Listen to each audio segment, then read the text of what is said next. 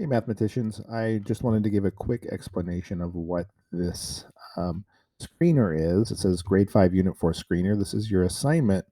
And I just want to show you a couple little things that might look new. So if you have questions, um, I'm hoping you're watching this video to kind of answer those. So this is just to see what we already know about area model multiplication and some things that we're going to be doing in unit 4. Just want to see what you know. So the way that number one works, so the standard is I can use the area model, partial products, and ratio table to multiply multi-digit numbers. We haven't done some of these things, but we have done others. So what you do is you click this link in number one. It'll take you to this thing called Jamboard. So first you have to make a copy, and it makes a copy of a Google Doc. And then what you'll end up doing is making a copy of this link for Mr. Mac so I can go back and look at it. It says use the pen tool to add your responses. So the pen tool is over here. If you click the pen, it'll allow you to write right on here, just like Cami, but it looks a little different, okay? Just the different things you can do over here. So we have three problems on this one. It says A, B, and C, and we need to fill in the blanks. Wherever there's a gray spot, that's where your numbers should go, okay? And if you're not sure what to put, leave the spot blank. Because remember, some of these we haven't done yet, so you might not know everything, and that's okay. This is the area model or a partial product, and there are some numbers here that, I wonder what would go in these blanks. So if you can figure out, it's kind of like a riddle. If you can figure these out, put the numbers into the gray blanks. Same with B. It's a little bigger number, isn't it? So what would go in this big area here? And then what are we multiplying? And then what is the answer? C is asking for, okay, if we know that one soccer team has 11 players, how many would four soccer teams have? And then once you figure that out, then how can we figure out what 40 soccer teams would have? That would go in the gray area. And then after that, I wonder what 39 soccer teams would have. And then the question is, what is 39 times 11? So we're going to be working on ratio tables during Unit 4. Maybe you already are seeing how to do that. So once you get, oh, you could pick colors too. Look at that. So once you fill out as much as you can, you're going to click back over here on the left-hand side and click the arrow again. And this allows you to kind of navigate the page without writing on it. And then you're going to click, you can either hit share, and then you will, you're going to share the link. So you can either get the link, you can copy the link here by clicking this copy link. And that'll copy the link for you. So remember, you can hit share, copy link, and that will copy this URL up here. Or you can click up here into this URL and right click or control C and copy it right from the top bar as well. Okay. So again, you can also click the website name up here, right click or control C to copy. And then once it's copied, you're going to go back into your screener, and for your answer, you're going to paste that page so I can go in and look at it. So I'm going to right click and paste.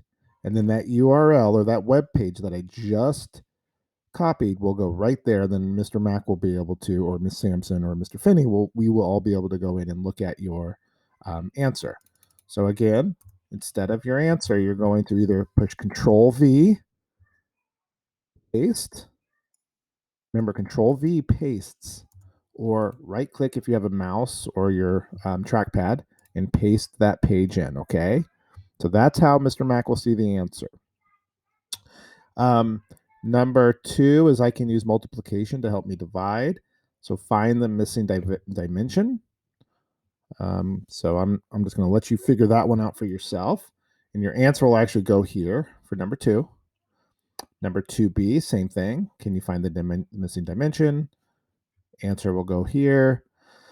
I can order decimals on a number line. So now we're going back to Unit 3. Remember, we've been ordering decimals on a number line. So you're going to do the exact same thing. So you're going to click this link. Make a copy. Mine says make a copy. I'm not sure if yours will say make a copy. I'm assuming it will.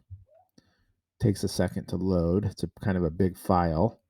So you're going to see the same thing. So we've worked on these. Oh, looks exactly like our post test. So we have 246 thousandths, 891 thousandths, 42 thousandths, and 402 thousandths. We've worked on those before. So you can either draw a line to where you think these would go, or you can look at that eraser, or you can rewrite on the number line where you think you would go. So I'm just going to put my 500 thousandths. Remember, I like to do my, oops, not 5,000, Mr. Mac, 500.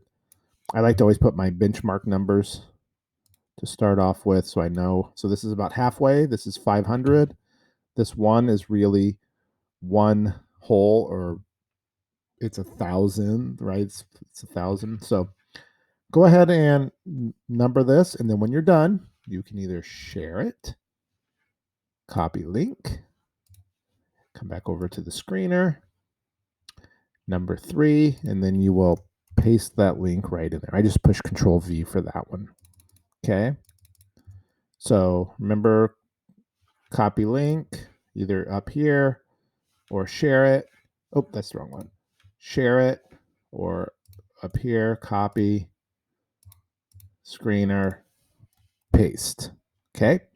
I can add and subtract decimals. You might need paper for this. 4 and 62 hundredths plus 2 and 99 hundredths. You're going to put your answer right there. Now, 4A says if you want to show Mr. Mac or Mrs. Sampson or Mr. Finney your work, you would take a picture and you would add your file. So you would have a picture. I don't have any files right now, but you would go in and find the picture that you want to add, and then you would select it, and it would just go right into 4A if you want to show us any work. Same with 4B and 4C. Upload and 4D. So you don't have to add files to that, but you just put your answer right below. Okay. If you want to show your work, then you would add a file. Might be fun to try for one of them. Okay. So that's it. So really, it's just a few questions, 2 Jamboards. Number 1 and number 3 are the Jamboards. If you have questions, you may please ask your teacher for help. Alrighty.